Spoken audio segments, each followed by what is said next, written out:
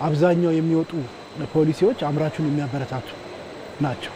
ይህ ምስክርነት በአምራች ዘርፉ ላይ የተሰጠውን ምቹ የፖሊሲ መደላድልና በኢትዮጵያ የኢኮኖሚ ምህዳር ላይ ለዓመታት የነበረው ጭጋግ እየተገፈፈ ስለመሆኑ ማሳያ ነው። በቀደመው ጊዜ በኢትዮጵያ መንግስት የተሞከረውና የከሰረው የኢኮኖሚ አካሄድ መንግስት እጁን በገበያው ላይ በጥልቀት እንዲያስገባ ያደረገ በመሆኑ የተፈጠሩ ጉድለቶችን የማስተካከል ሚናው ያነሰ፣ ኢኮኖሚውም የደከመ እንዲሆን አድርጎት ነበር። ነገር ግን ከቅርብ ጊዜያት ወዲህ የተጀመረው የትብብር ኢኮኖሚያዊ ሞዴል በገበያው ላይ ፍትሐዊነትን ያሰፈነ ስለመሆኑ የኢትዮጵያ ኢንቨስትመንት ሆልዲንግ ምክትል ስራ አስኪያጅ ሀብታሙ ኃይለ ሚካኤል ይገልጻሉ።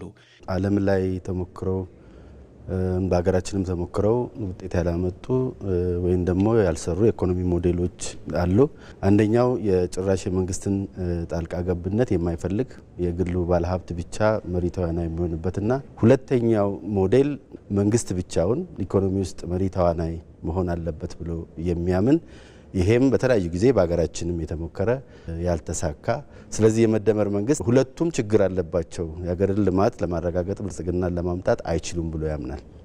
ስለዚህ ለባለሀብቱ ብቻ ብንሰጠው ባለሀብቱ በሀገራችን በነበሩ ችግሮች በቂ ካፒታል ያላዳበረ ባለሀብት፣ በቂ አደረጃጀት ያሌለው ባለሀብትና እውቀትም ያንስ ስለሆነ ብቻውን ኢኮኖሚውን መምራት አይችልም ብሎ ያምናል። ሁለቱም በተናጠል እድገትን የምንፈልገውን ብልጽግና ሊያመጡ አይችልም የሚል እሳቤ ይዞ ነው የመደመር መንግስት አዲሱን የኢኮኖሚ ሞዴል ለመተግበር የተነሳ ማለት ነው። የመንግስትና የግሉ ዘርፍ አጋርነት ሞዴሎች እንዲስፋፉ የፖሊሲ ድጋፎችም ለግሉ ዘርፍ መደረጋቸው በርካቶችን በኢኮኖሚው ላይ ድርሻቸው እንዲጎላ ያደረገ ነው።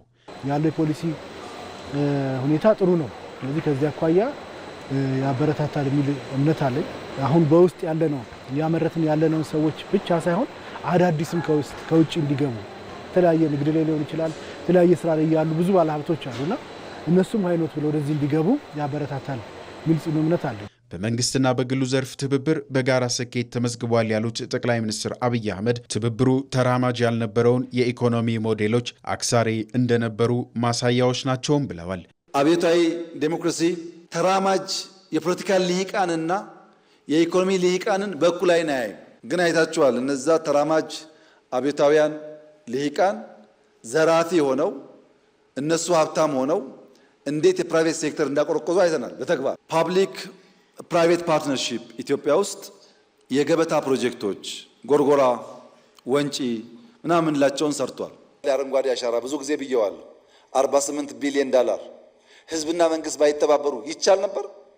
ፕራይቬት ሴክተር ያደርገዋል? ይሄን መንግስት ብቻውን ያደርገዋል? አንችልም። መንግስትና ህዝብ ለጋራ ዓላማ አብረው ሲቆሙ አሳኩ። አዲስ አበባ ኮሪደር ዴቨሎፕመንት ከጀመሩ በኋላ በጆይንት ቬንቸር በአዲስ አበባና በፕራይቬት ሴክተር ልማት ጀምረዋል። ምን ያደረገ?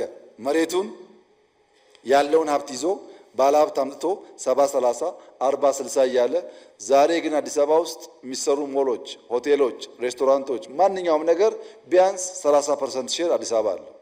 በምን ሰራሄ?